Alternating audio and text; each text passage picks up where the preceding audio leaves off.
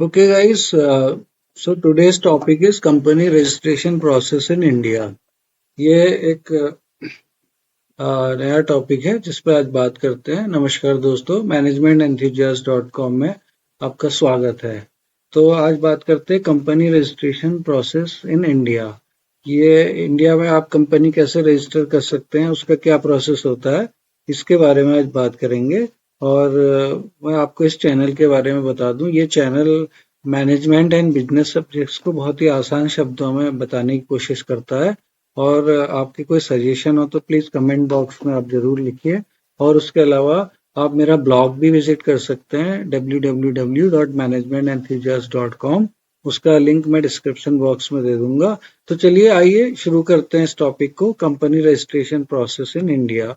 तो पहली बात है, what is company and company registration. तो कंपनी क्या होती है समझ लेते हैं। It is a legal business unit incorporated under the company registration online rules. मतलब आपका जो कंपनीज एक्ट 2013 है, उसके जो उसका जो कंपनी रजिस्ट्रेशन रूल इस्टेब्लिश हुआ है, उसके क्रम में ये एक जो है यूनिट को इनकॉर्पोरेट किया जाता है और ये एक लीगल बिजनेस यूनिट होती है।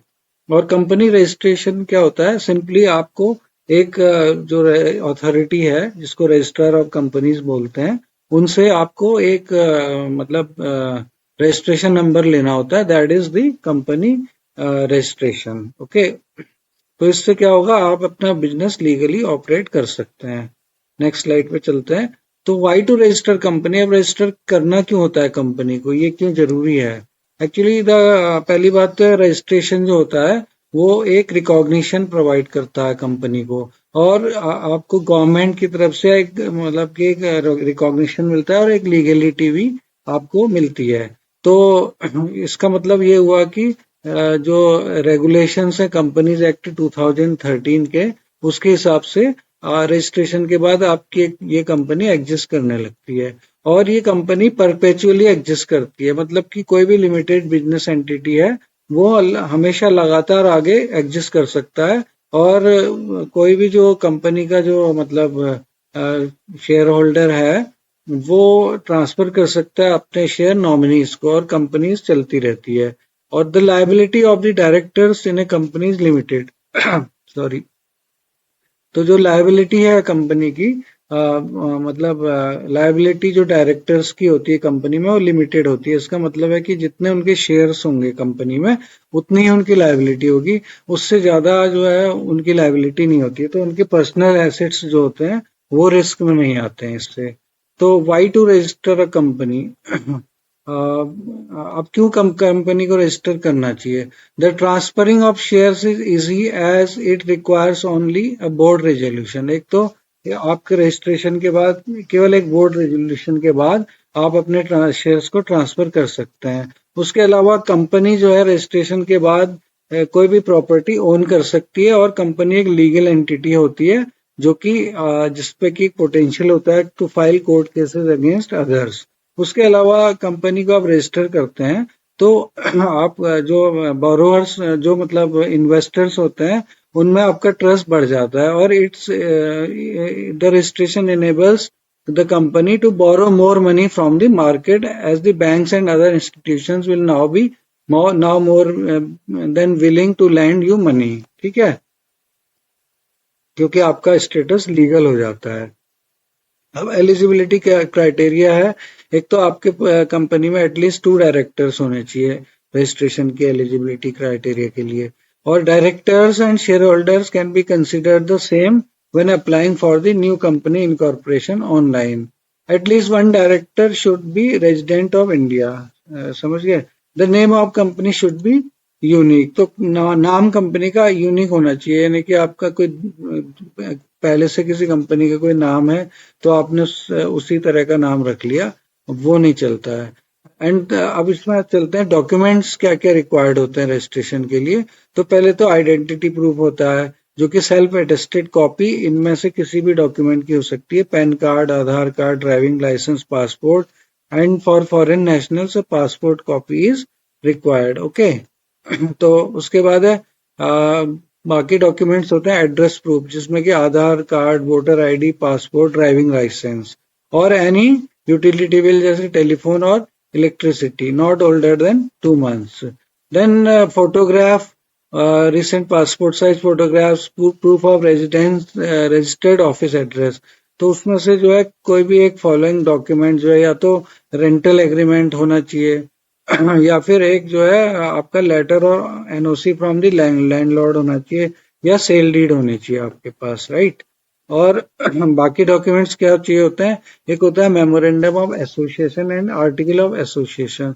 तो these documents must be drafted and signed by the promoters of the company. मतलब ये वाले जो डॉक्यूमेंट्स हैं ये कंपनी के जो डायरेक्टर्स हैं वो ये मतलब उनके द्वारा, जो प्रमोटर्स हैं उनके द्वारा ये साइंड होने चाहिए और ये डॉक्यूमेंट्स जो है वो सबमिट किए जाते हैं. तो ये जो एमओए होता है, मेमोरेंडम ऑफ एसोसिएशन, इसके बारे में मैंने सेपरेटली एक वीडियो बनाया हुआ है और जिसका लिंक मैं डिस्क्रिप्शन बॉक्स में दे दूंगा. उस पर जाके आप इसके बारे में जान सकते हैं कि मेमोरेंडम ऑफ एसोसिएशन क्या होता है. उसके अलावा क्या चाहिए, director identification number DIN and digital signature certificate. तो डिन होता है director identification number, it is a unique identification number for directors, and the DSC is a digital signature that is used to sign documents electronically. उसके बाद declaration of directors. तो directors जो एक declaration form DIR-2 में देते हैं कि ये उस डिक्लेरेशन में वो स्टेट करते हैं कि they are not disqualified to act as director as per the provisions of the companies act. उसके बाद है कंपनी रजिस्ट्रेशन प्रोसेस क्या होती है, अब कौन से स्टेप्स होते हैं. एक तो सबसे पहले आपको डिजिटल सिग्नेचर सर्टिफिकेट ऑब्टेन करना होता है.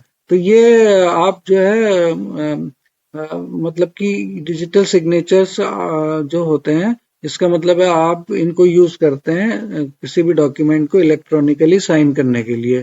तो ये कहाँ से मिल सकता है आपको, प्राइवेट एजेंसीज जो कि मिनिस्ट्री ऑफ कॉर्पोरेट अफेयर्स द्वारा ऑथराइज्ड होती है उनसे मिलता है ये. And this is a mandatory for all the proposed directors and subscribers of the memorandum of association and articles of association. उसके बाद है आपको डायरेक्टर आइडेंटिफिकेशन नंबर डिन जो है वो ऑब्टेन करना होता है, जो कि MCA पोर्टल मतलब मिनिस्ट्री ऑफ कॉर्पोरेट अफेयर्स के पोर्टल से मिल जाता है. डिन can be obtain while filing the SPIC E+ form, that is the company registration form. तो ये फिलअप करके आपको DIN मिलता है. तो उसके अलावा क्या स्टेप्स होते हैं, आपको नेम अप्रूव कराना होता है. The next step is to apply for the approval of the company name. आपको कंपनी का एक नाम रखना है और उसका अप्रूवल के लिए अप्लाई करनी है. The name must be unique and should not be similar to any other existing company name. दूसरी किसी कंपनी के एग्जिस्टिंग कंपनी के नाम से मिलता हुआ या उस तरह का नाम नहीं होना चाहिए. This can be done online through the MCA portal, मतलब मिनिस्ट्री ऑफ कॉर्पोरेट अफेयर्स का जो पोर्टल होता है उससे ऑनलाइन आप इसको अप्रूवल ले सकते हैं नाम का. उसके अलावा आपको मैंने memorandum of association and article of association को ड्राफ्ट करना होता है, जो कि 2 इंपॉर्टेंट डॉक्यूमेंट्स होते हैं. These documents must be drafted as per guidelines provided by the companies act. और आपको इनकॉर्पोरेशन डॉक्यूमेंट को फिलअप करना है और इसके बाद जो है फिलअप करके आपको इसको सबमिट करना है रजिस्ट्रार ऑफ कंपनीज के यहाँ पर along with the necessary fees.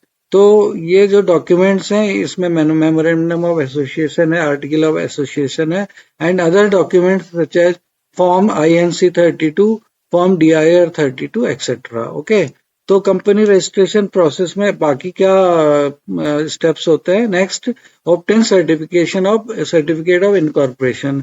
अब आपको जो है after the documents are filed and verified by the ROC मतलब रजिस्ट्रार ऑफ कंपनीज उनको वेरीफाई करेंगे और आपके जो है वो कंपनी जो है वो मतलब आपको सर्टिफिकेट ऑफ इनकॉर्पोरेशन जो है वो इश्यू होगा.